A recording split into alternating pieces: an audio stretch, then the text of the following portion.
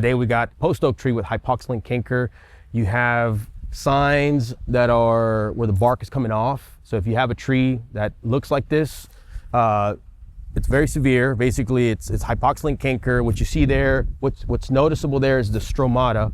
And that once you see that, more than likely there's a lot of internal decay. It basically makes the wood into like balsa wood. It just flakes off. So you can imagine a tree that is supposed to have a natural sway that now structurally is not very strong. And then if it does have that sway and it's like balsa wood like material, it's gonna break off. So if you got any kids or anyone around that potentially poses a hazard or a threat, sometimes recommended to go ahead and remove that tree right away. Not all cases, sometimes you can minimize and cutting it back little by little if you're not wanting to cut it down, but most cases it's a removal. In this case, it's gonna be removal. There are kids that are gonna be walking underneath here. And as you can see, most of the tree's pretty much dead. So if you guys happen to see stuff like this, basically it's a disease triangle. You have to have a pathogen, you gotta have a suitable host, and you have to have a suitable environment, like lack of water. Every tree potentially has a little bit of hypoxylon.